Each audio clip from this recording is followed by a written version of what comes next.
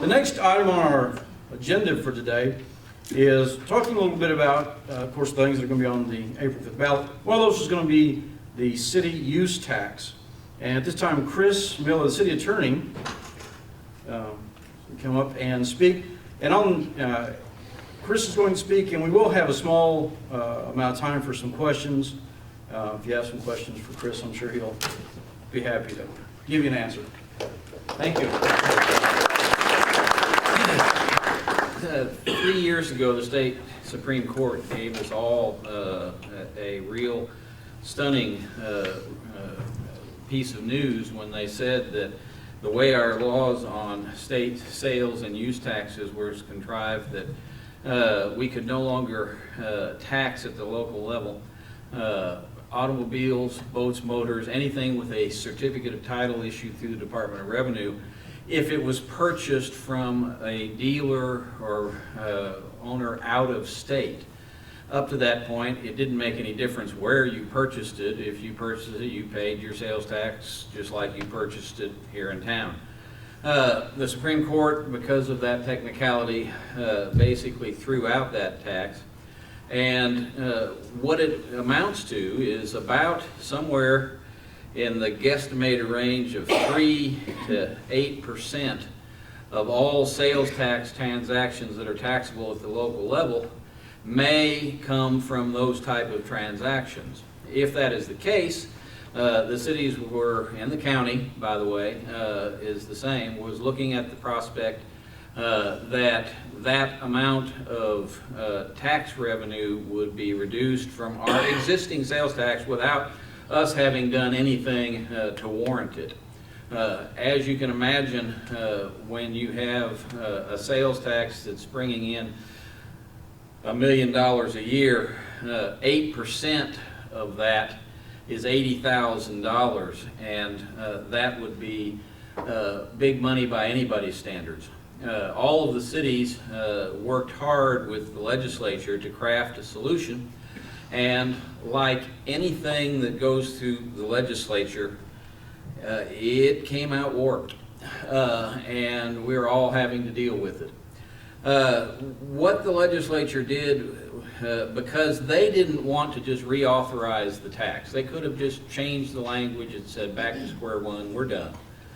But to do that, they might have had to trigger some type of tax rollback at the state level, and they just didn't want to take the risk and didn't want to be seen as imposing any new tax burdens on anybody.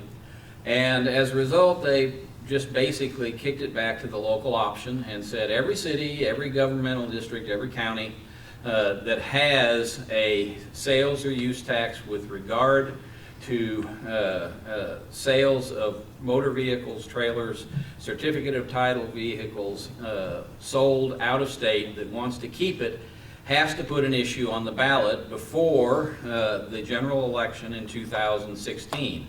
Otherwise, the tax which we have collected for umpteen years, and they've allowed us to collect for the last 3 years since the Supreme Court's opinion, will expire on January 1st, 2017. So, the city of Doniphan, the county of Ripley, although they haven't addressed the issue yet, they'll have the possibility of putting their question on the ballot in August or November. The city of Doniphan put on its normal annual election so that it wouldn't run up any additional election expense. The proposal the legislature made us put on the ballot, which says, should we discontinue taxing people who buy their vehicles out of state? Now, that's the way it reads. I mean, should we discontinue taxing people? Well, the answer for the city's standpoint, and probably for the counties, is no. We just want to leave it the way it has always been.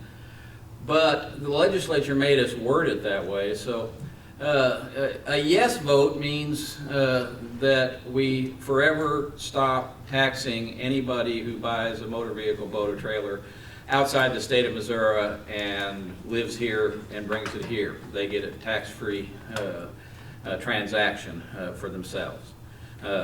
That is highly discriminatory from all of our local dealers. I'm sure Bob Netherland is probably having kittens at the thought of that when he has to compete with people down in Pocahontas and Paragould and Corning, who can all now run ads up here in Ripley and Poplar Bluff and say, come on down, buy our vehicles, and we can save you any sales tax that you'd have to pay on.